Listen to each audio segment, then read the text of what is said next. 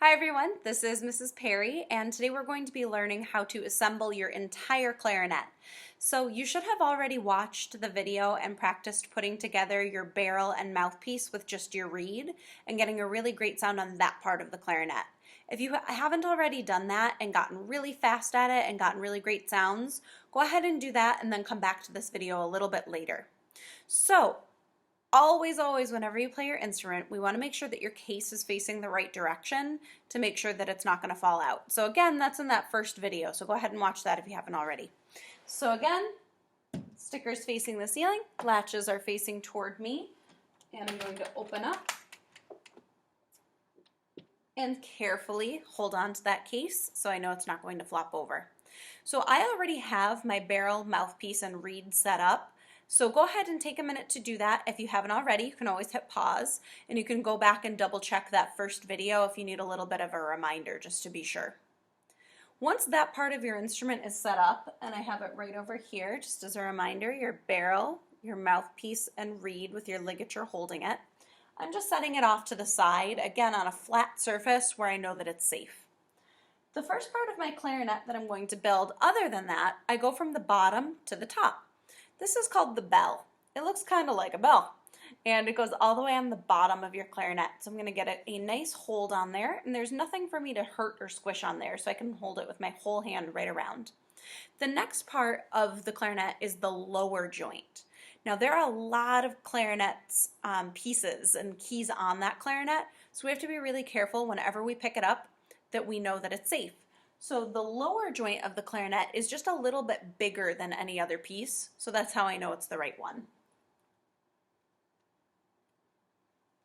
The lower joint has the thumb rest on it and has a lot of keys, and you can check to make sure it's the right one because you can see that thumb rest and you can see the 4 keys here and the 3 keys here. I need to hold toward the bottom. Again, I'm trying really hard not to touch any keys because I don't want to accidentally bend them. And my hand is below those 4 keys, so I know it's the bottom. The bottom goes into the bell. So I line those up, and then I just gently twist and push, and it's all the way together. If it doesn't want to go together easily when you're first getting started, you might need to use cork grease. Remember, it's not chapstick, and chapstick does not work as cork grease does, and you just need to rub just the tiniest little bit around that cork, and it'll get easier the more often you put it together. The next part of putting your instrument together is really important to make sure we do it properly, because if not, the whole instrument can break, so we need to be really careful. Don't do this part just yet. Just watch and then we'll do it together. So I have my bell and my lower joint, so now I need my upper joint. It's the other large part that's still left in my case. This is the upper joint. There's cork on both sides, and there are these 4 keys that are kind of hanging off the bottom of the clarinet. So again, I kind of know that that's the bottom because of those 4 keys. Now this is the part that's really important that we need you to be careful of. Just watch, don't do it yet. There are these silver rings on the clarinet, and you can see as I'm pressing on these rings, this part right here is moving. This is called the bridge or the bridge key. We need to keep that really safe when we're putting the instrument together. So I'm going to press right on those rings, and as long as I'm touching on the rings and not grabbing on everything, it's safe to hold there. So I'm pressing and holding on those rings so that the bridge is up so it can't be hurt. Next, I'm just lining up my bridge, and I have my holes that have the rings, and this third hole does not have a ring, and then if I go to the bottom, there are those 3 more rings. Those are where my fingers are going to go eventually.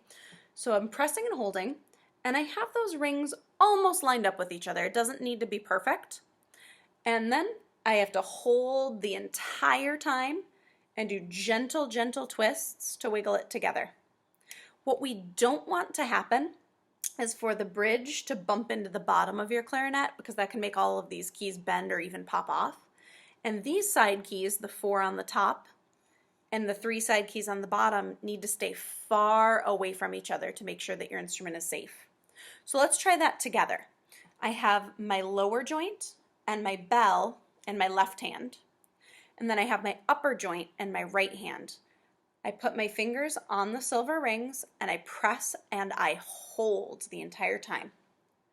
while I'm pressing and holding, I'm getting my rings so they're almost lined up, but it doesn't have to be perfect quite yet. And then just doing the tiniest little twists, wiggling those together. Now that it's in, I need to make sure that it's lined up perfectly. So we need to make sure that we go back to check that bridge to make sure that we're lined up the right way. I'm going to come really close to the camera so you can see a little bit better. So the bridge was the part that when I pressed on the silver keys, it moves up and down. There's that bridge key.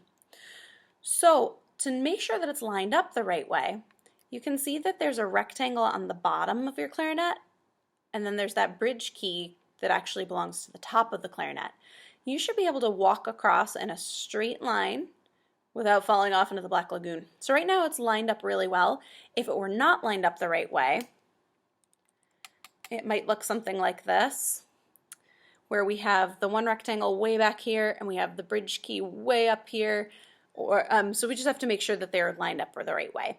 So again, whenever you're moving, press and hold on those rings and just give it little twists until you see that you can walk straight across from the top to the bottom. The rest of your instrument, your barrel and your reed and your mouthpiece should already be set up from practicing from before. So now I just have to take that part of my instrument and my ligature, that metal piece, should line up with the key on the back of the clarinet. So again, being super careful, holding where there's nothing to smish. I'm just giving little twists and pushing until it goes on. And I can just kind of run my finger to make sure that the center of the keys are lined up with the center of that key in the back or the hole in the back. Perfect, so let's hold this instrument. Before we learn exactly where your hands are going to go, let's try just making a sound. So the reed, as you know from the first video, needs to be touching your lip. So this is the back of the clarinet that has just that one circle, and the reed is facing that direction, but I have to turn it around so that the reed can be on my lip and not on my teeth. And I just need to line mine up a little more. There we go, just a little twist and then it's fixed. Make sure that reed is still nice and wet because we know it has to be wet in order to vibrate. And I'm going to put my top hand just on the barrel for right now, and we'll learn the perfect spot for your hands later. And my bottom hand is just going to kind of hold, my thumb is going to go under my thumb rest, and my other fingers are going to stay away just to make this first sound. Covering my teeth on the bottom, teeth are on top, breathing in.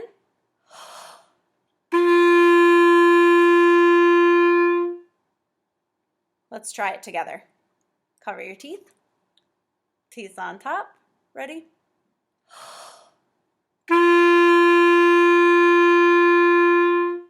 And that note is called a G. That's one of the first notes that you're going to learn how to play on your instrument. You already learned it. So to make sure that your hands are in the right position when you play, your right hand is always on the bottom and your left hand is always on top. It doesn't matter which hand you hold a pencil with. It's always left hand on top and right hand on the bottom when you play clarinet. So take your right hand and give it a little shake. And let that hand flop down. We want it to be super relaxed. It kind of makes a little C shape. Try it one more time. Ready? Shake and flop. And we're going to kind of round it out so it looks like a backward C. My thumb rest is how I support my instrument. And I'm just placing that thumb rest right on my thumb, kind of where my skin and my nail are touching. That's how I know it's in the right spot. A lot of the time we go too far over by accident and it's more over by your knuckle. But in order to make sure we can play all the right notes, we have to make sure it's just that tiny, tiny little bit of your thumb. And then my other hand, my thumb eventually is going to go on this back circle key. We don't need it quite yet. That'll be in our next video. So for right now, just kind of find that circle with your thumb. And then your other hand can curve and be ready to go over those circles, but we're not actually going to press any of them quite yet. Here's that G that we already learned how to play, but now our hands are in the exact right spot.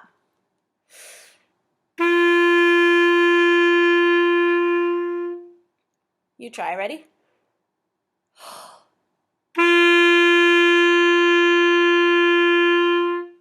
It takes a lot of air and a lot of muscles from both your stomach and your embouchure or your mouth shape to make that sound happen. Sometimes if you're not getting your sound, your reed might not be in the right place, it might not be wet enough, or You could be bumping one of these side keys. Be really careful. The number one thing is always to make sure that you're using a lot of air too. After you get a really nice long sound, let's try some articulations or some tongue taps. I'll go first, and then you echo me. Ready? Do, do.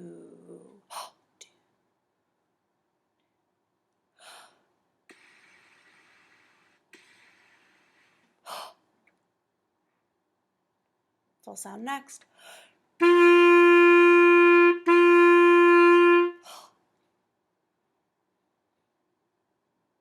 How did you do? Try making up your own patterns so you can practice your articulations or your tongue taps as well. Now that you are comfortable putting together your whole instrument, make sure that you practice that a few times every time you go to put your instrument together, and then boom, it'll be easy to put together soon enough. Again, just like anything, it just takes a little bit of practice to feel really good about it. In our next video, we'll be learning how to play a few different notes that make it easier to play some tunes. But make sure that you feel really good about this part first so we're ready for the next step. Happy practicing!